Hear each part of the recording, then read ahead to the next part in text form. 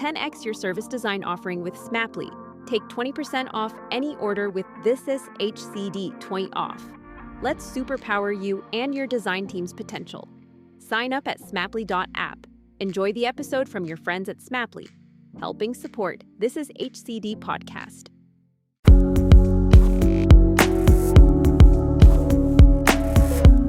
Hello and welcome to Brining Design Closer. My name is Gerry Scullion and I'm a service design practitioner based in Dublin City, Ireland. Today I caught up with Kate Dawson, a doctoral researcher from the NUI School of Psychology in Galway, Ireland. Now I actually stumbled across Kate's work on This Morning, the UK TV show with Eamon, Holmes and Ruth Langford, and in that episode Kate was speaking about how we should maybe consider teaching about masturbation and porn as part of more open discussions around sex education and our bodies with children in school, some of which sparked a huge debate online.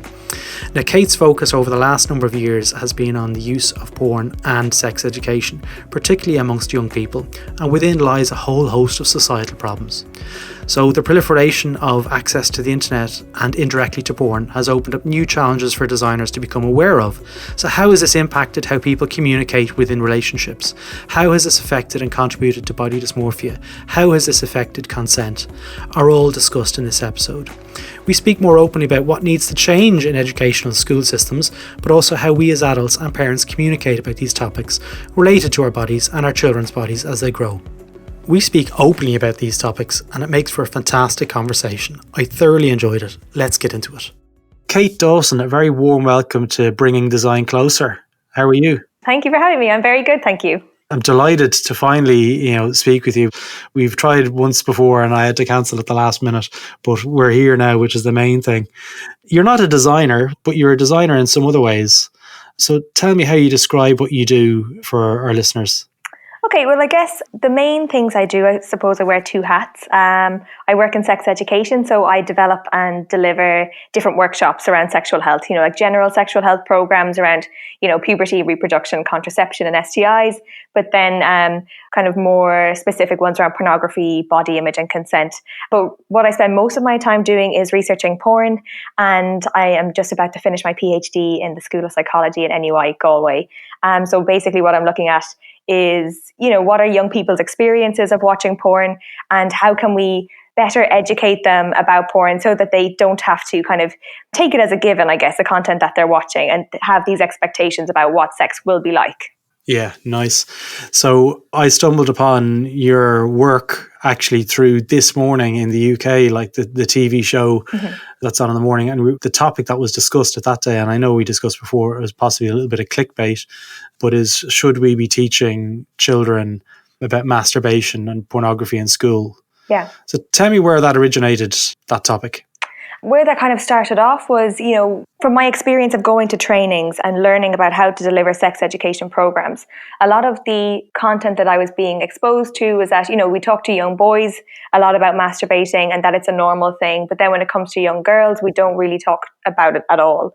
And I think, from my experience of working with teenagers over the last few years, it's become really apparent that a lot of boys are very comfortable talking about masturbation and a lot of boys do masturbate, but then girls are extremely ashamed of their bodies and, feel really embarrassed about their genitals. I recently actually spoke to a young girl, she was about 16 years old and she just didn't know if she had like a vaginal opening or not because she'd actually never looked at her own vagina.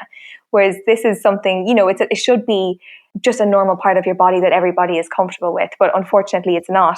And we're meeting a lot of young people who are actually having really uncomfortable and really unpleasurable first-time sexual experiences because they haven't explored their bodies themselves and they don't know how to communicate with their partner. Actually, that's hurting me and that's not, and I think that's especially the case for, young heterosexual couples. For guys, they don't know what it's like to have a vagina and a vulva. For girls, they don't know what it's like to have a penis. So then the guys sometimes can end up really hurting the girls, not meaning to, but then the girls don't know how to communicate, actually, this is hurting me. So I think that's kind of why I became interested in it in the first place, in, supporting people in having enjoyable experiences. We all know that sex can be bad. It can be really boring. Yeah. It can be awkward. Sometimes you probably would have preferred to just sit down and have a cup of tea instead. But you don't want it to be bad all of the time. But people, I suppose, we have this idea that when we see sex in movies and we see sex in porn, we get this idea that sex should be this great thing, and that people, like anything from like fingering or hand jobs or all of these things, they should always feel good. And then when they don't, people feel really ashamed and really embarrassed. And I want to be able to facilitate conversations with young people so that they can actually figure out what they like and then have, healthy and enjoyable relationships. Yeah. And like, there's so much to discuss on what you've just said there. It's like, there's a bit about consent there that I'm going to come back to in a little bit. But what do you think is driving, like you said there before, about the girl who didn't really understand about her vagina? What do you think are the contributing factors to the lack of liberation? I think it's probably a combination of factors, and a societal one where, I suppose, well, on one hand, you would hope that parents would talk to their kids about their bodies and, this is the vulva and and this is a penis, and use the correct terms and stuff like that. But a lot of the time, parents in Ireland anyway will have grown up in households where there was absolutely no discussion of sex whatsoever. And now we're expecting parents to have these very open conversations with their kids when they don't have the language to discuss it and they don't have the confidence. So I think on one hand, parents aren't being supported in having these conversations. They're not given practical information on how to start them. And then sometimes people say the wrong thing in sex education as well. And I suppose it starts off from a really young age, like from, if a child maybe, putting their hands down their trousers in the sitting room or in the kitchen, and then kind of having their hand kind of smacked away, being like, oh my God, that's dirty. It's little things that you mightn't actually think make a big difference. But these small things can contribute to an understanding from an early age that, okay, I don't touch that part of my body. I don't talk about it because it's dirty or it's embarrassing or it's shameful. So I think that there are a lot of things that contribute to that. And then, from where I come from, researching porn and stuff, we often get this very kind of standardized look of what a body looks like.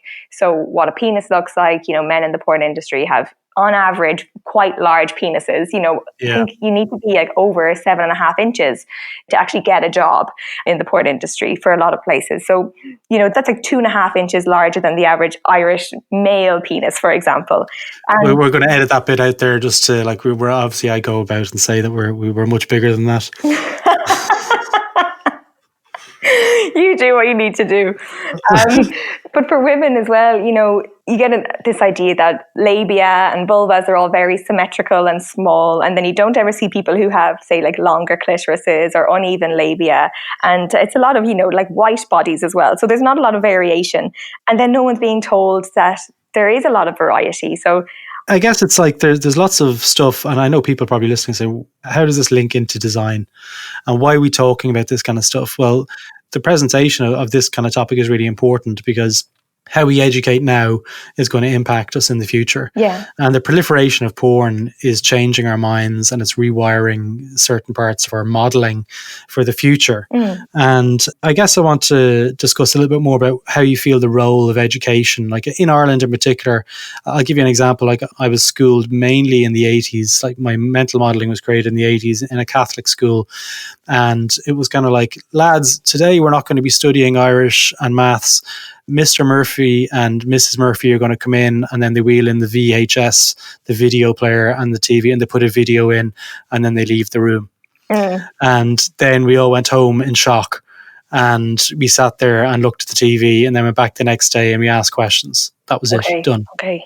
So, like, how do you think education is going to tackle this, and what should they be doing? I think we need to adopt more of like a model that we see like sort of in the Netherlands. They start their sex education at a really young age. How young? Like in primary school, and at a really young age, talking about like, your body and bodily autonomy and, being safe. And in fairness, now we do that in Ireland as well. There's the Stay Safe program. So it's talking about, like protecting children from being exploited and using the correct words for different parts of the body and that kind of thing. And, nobody has the right to touch you in these intimate places. But likewise, you don't have the right to touch anybody there as well. So I think from a really young age, we need to start normalizing these conversations and talking about, the basics and puberty and reproduction. And I think oftentimes, when I say, okay, we need to start talking about sex, at a really young age, even in primary school, people kind of go, oh, Jesus, and, get really shocked by that. But I'm not talking about it in the same context as you would, a 14, 15, 16-year-old. Giving little bits of information regularly, small or short conversations happening often is more effective than sitting somebody down when they're just about to go through puberty or have gone through puberty and saying, okay, we're going to have, the talk now. Sex education needs to be structured in such a way that people are kind of prepared for each of the conversations that you're going to have. So you would never start off talking about like pornography, for example, because you need a deeper understanding of all of the different aspects to do with sexual health before you go into talking about something like porn. But you can start off talking about consent from a very young age, about body image and like what normal bodies do from a really young age. And then you would develop the content sort of to make sure that it's age and stage appropriate as they get older. But there's lots of, we do use lots of different activities to sort of gauge, where young people are at. Say we use like a language of sex exercise at the beginning of our sexual health workshops. And then because it can vary so much, because the level of knowledge can vary so much from classroom to classroom, doing these exercises and getting people to write down like all of the words that they can think of for penis or for vagina or for breast. It gives you an understanding of, what is the language that they're using. But it also lets them have a bit of a laugh because, they've never been allowed to write like willy or dick down on a piece of paper before and they think it's hilarious. So I think about like incorporating humor is the best way to kind of talk about these topics. At least if you can laugh about it, you can feel a bit uncomfortable, but you can still laugh. And I think that's really helpful. Yeah, it breaks the taboo a little bit. Yeah, absolutely. Kate, what happens if we don't change how we speak about this in schools and at home? What are the impacts? It's difficult to say, I guess, because there are a lot of conflicting findings in the research, about what, if people are learning about sex from porn, what exactly that means for them. But I think there'll continue to be a lot of disappointment when it comes to first-time sexual experiences, that people will expect something kind of bigger and brighter, and then they'll feel bad about themselves and they'll feel really uncertain about what they've done or what to do. I think people will also have, uncomfortable and painful sexual experiences as well, like the fingering thing where girls are being really hurt and they can't communicate that. And people might be more likely to do things because they feel that they should. But this isn't specific to, if people don't learn about porn, but this is about, if people don't have access to good quality sex education. But good quality sex education about bad sex, I think, is really important. We've all had, bad sex education. You're sharing your story there, and we got a boob talk. Someone came in and told us that all of our breasts were different, and then that was it. We were all just sitting in this big video room, kind of going, right, thank you. Okay. And you're looking at the side of your eye at someone else's boobs, and you're kind of going, they're a little bit different to mine, I suppose. I wish I had her boobs. But then we also had someone come in and telling us about the HIV virus and that it could break through condoms because it was so powerful. So we're growing up having so many bad experiences of sex ed, and people often talk about having bad sex education, but no one's actually taught us about the realities that sex can be bad and that sex can be boring and embarrassing and that that's all normal. And we know that people have disappointing first-time experiences because they're putting themselves under a lot of pressure to perform, and then they expect something that doesn't happen. So we know that people feel really unprepared when it comes to first-time sex, that they feel under pressure. I think there's always been, peer pressure there to have sex, and to, people have always asked, even when I was younger, oh, how far have you gone and what have you done? That pressure has always been there and that curiosity. But now it's almost like it's constantly being reinforced because our society has become so much more sexualized, not just even in the context of porn, but, like billboards that we see, people have a lot more exposure to sexualized content. And when you're looking at porn and stuff, you're getting this idea that, okay, maybe this is what good sex should be like. And I know I've spoken to a lot of people who said, oh no, I've actively looked at porn to try to learn about how to give somebody a blowjob, because, if they're doing it professionally, that's obviously their job. They're probably really good at it. But then they're not given the skills to actually critically engage with that and taught to think about, how their behavior might affect somebody else. I think what was really interesting that came out of our research was that people have very different opinions on the same topics. So say, for example, going back to the squirting thing, God, you'd say I rely on squirting all the time. But that, some people would say that porn it's really bad because people are seeing squirting, and then this is a really unrealistic behavior, and that most people actually will never squirt. But then for this tiny percentage of women who do squirt when they're having sex, a lot of those people would say, oh, thank God, I've seen it in porn, so I know that it's a normal thing. But it's the same around people using porn to learn about how to talk dirty. They go, okay, I get this language, and now I can know how to talk with my partner. But then it's important for them to understand that some people would find that language really derogatory.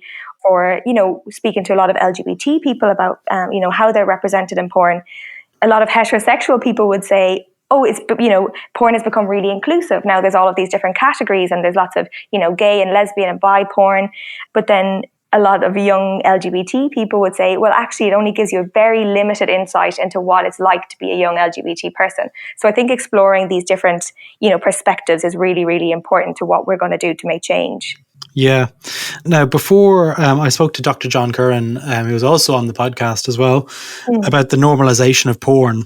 And, Dr. John, I call him John actually, he made a really good point about gambling is addictive. You need to be over 18 to gamble.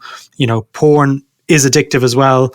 And I'm not too sure what the legal age, it might be 16, technically to watch it, to access porn, but we know that it's accessible for anyone who's got access to an internet connection. So with the sort of the normalization of porn, do you feel that in the future that there might be a chance that, say, if it's so normalized, we could see, say, YouPorn or RedTube or any of these porn sites sponsoring, say, a football team? And we're just going back to the thing about being addictive, and then I'll just get onto the football team thing. So a lot of the research actually shows that the way that people's brains respond to, say, alcohol or drugs, if they're addicted to alcohol and drugs, the pathways that light up in the brain, that does not necessarily happen for people who watch porn. But absolutely, people can feel like they're addicted to porn, and they can say that they're addicted to porn. But we actually don't know enough about whether or not porn can be classified as an actual addiction yet. But certainly we can't disregard the fact that some people do feel like they're addicted. That's important that they have support as well. For the football clubs and normalizing everything, I was thinking about this earlier on, and I know it's an unusual question and it's an unusual way of framing it. No, but it's interesting. But do you know what? There was a team from Kent University, I think back in 2014, called the Rutherford Raiders. They actually put the Pornhub logo on their football jersey as a joke. But then Pornhub saw this, and then they offered to fund their club. But then the university said, no, you can't compete in the university games and stuff if you have this on your jersey and thing. And I was thinking, okay, maybe it's because, this isn't going to be allowed because they're over 18. Porn is for people who are over 18. But at the same time, so is alcohol, and most matches and stuff are supported by Heineken or Guinness. There's be a little logo at the bottom of the screen a lot of the time. But I think it's different. I think why it's different for porn as opposed to alcohol advertising is that porn is such a private behavior. People watch porn in private, whereas alcohol is a lot more accepted in that it's such, it's part of kind of socializing and that kind of thing. I don't know if we'll ever get to the stage where porn is accepted by everyone in the same way that alcohol is. Because there's so many different opinions about it, some people really hate it and some people really love it, but then the people who really love it aren't really the people who are speaking out about it. I'm just picturing Dr. John as an 80-year-old, and the family come over, oh, don't mind me, I'm just pausing it, I'm just watching some porn. Oh, what are you watching? Yeah. Sorry, John. But it is your question. It is your question about the normalization of porn. Look, there's so much to talk about in this topic, and I've done quite a bit of research into the area. But where do you feel the restrictions, or where do you think the hang-ups and the holdbacks are in making this type of thinking more acceptable? I suppose the main source of information that people get about porn is from the media. It's from newspapers or articles online and that kind of thing. And a lot of the time, those articles will draw on really sensationalist research findings. They'll often kind of misconstrue some of the research as well. That's happened to me with some of my studies. And then, if you're constantly getting this idea, if your only source of information about porn is that porn is bad and that we should, parents need to do everything to block access to porn, and porn is addictive and it'll make people become sexually violent and it will make people feel bad about their bodies and give them skewed ideas about what it is to be a human being, then it's never going to be something that we try to talk about it in a way that it can become normalized, because we're not allowing ourselves to want that to happen. Do you know what I mean? Yeah, just touching on that subject and building on it probably a little bit more. Around porn, what do you feel is the relationship between porn and societal beliefs surrounding the treatment of women? Is there a contributing factor there towards like the proliferation and the normalization of access to porn and the shift in liberation and how we speak and treat women? I suppose the thing is, there's so many mixed findings on this topic. Some saying that it contributes to like reinforcing these traditional views about men and women, that men need to be dominant and women need to be submissive and passive. Yeah. But then others have found that porn users generally have more egalitarian views to viewers towards women than non-viewers. And then obviously there are parts of the industry that treat people really badly, but then there are other parts that, performers have really good positive experience. There's no doubt, that porn portrays people in a certain way, only as sexual beings, with no personalities or no other interests. But that's what it's designed to do. People watch it to masturbate. We don't hold any other media source to these standards, of having to portray the best examples of human behavior, what it is to be a wonderful person, because people don't learn how to live their lives based off TV shows or movies. Like, you don't watch The Fast and the Furious, to learn how to drive, because you see people driving all the time. So you have a point of reference for what it's actually like to drive. So you watch Fast and the Furious and then you go, oh yeah, they're doing all this exciting stuff, but I know the reality is that you'll be stuck in traffic and then whatever, you stall your car every now and again.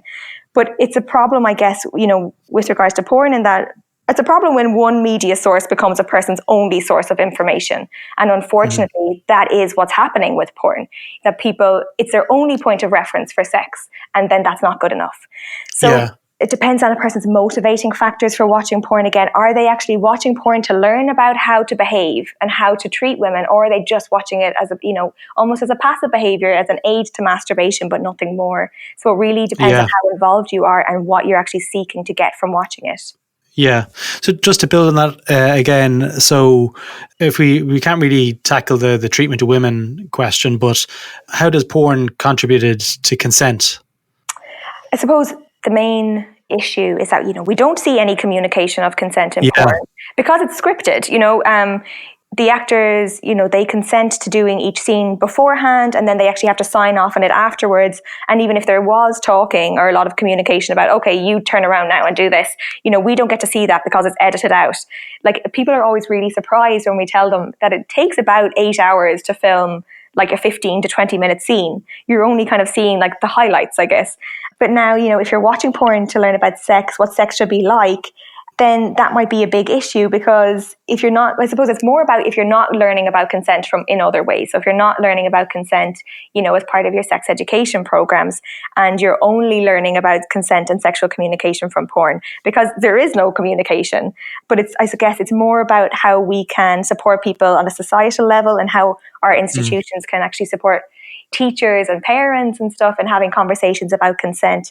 But I guess it's not just the fault of porn. And I think that sometimes this happens in the discussion around porn, is that, okay, well, porn isn't doing all of these things, but then, we're not talking, like, it isn't talking about consent. We don't get to see consent. We don't get to see a variety in bodies.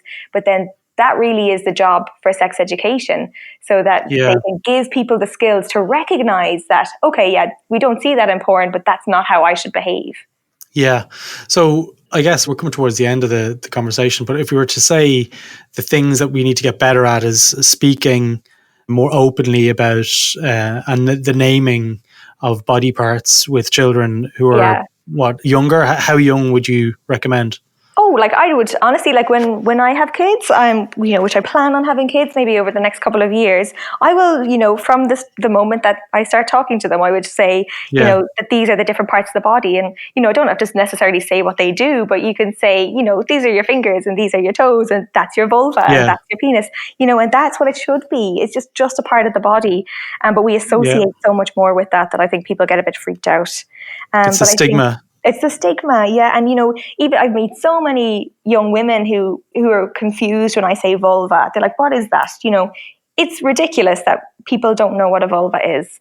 I don't know how we've gotten to this stage. It's really sad, If we can involve all of the stakeholders, so like involving kids in the development of programs, involving parents and involving teachers, it's not good enough for like an outsider, maybe like me, to say, okay, we need to talk about porn if people aren't actually supported in having these conversations. So we need to talk to all of these people to figure out what will work for them. Yeah, a huge amount of education of a child happens at home. And looking at Ireland as a good example, like where I'm based in Dublin, you're based in Galway. Mm-hmm. We obviously have a lot of lingering cultural issues, lingering from, the Catholic Church. Yeah. And I myself, I probably don't have the tooling to do this. So what resources would you recommend for parents to look at? We have developed a website. So we're still, expanding the content, and we have a website called Wiser. So www.bewiser.ie, and it's a sexual health website, but there's a section for parents that will talk to you about like the stage that your kids are at, what level of detail that they need at different ages. And then obviously it's up to the discretion of the parent as well. Obviously they don't need to do exactly what we say. We're just there as a guide, I guess. But we have a section as well on, young people and teenagers frequently ask questions about sex. And then we give examples of how they can answer those questions in an age appropriate way. So we're constantly, building upon that. And if anybody wanted to, send us an email, you can send me an email or reach out. And if they want some ideas about how to approach talking about these different topics, you absolutely feel free to do that. There's a good, I suppose when it comes to porn, there's a good resource called The Porn Conversation. That's for parents as well. On, basically what do you say if your kid asks what porn is, and then what do you tell them about it? And that's for different age groups as well. So like 9 to 11-year-olds, from up to 15-year-olds, that kind of thing. Be Wiser. Scarletine is an amazing sexual health resource for young people and for parents. It's like the Bible of sex education. There's just so much information there if people want to access that as well. And I'll put those links in the show notes for the podcast as well. Kate, look, it's been fascinating to speak with you. I think it's a really interesting case study for design because there's a problem there, like there's a design problem. And, you don't classify yourself as a designer, but you've tackled this very much like from a human-centered design perspective. So I know a lot of the listeners will enjoy listening to you. So thanks so much for your time. Not at all. It was lovely speaking to you.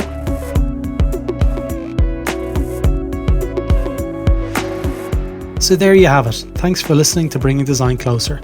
If you want to learn more about the other shows on the This Is HCD network, feel free to visit thisishcd.com, where you can also sign up to our newsletter or join our Slack channel where you can connect with other human-centered design practitioners around the world. Thanks for listening and see you next time.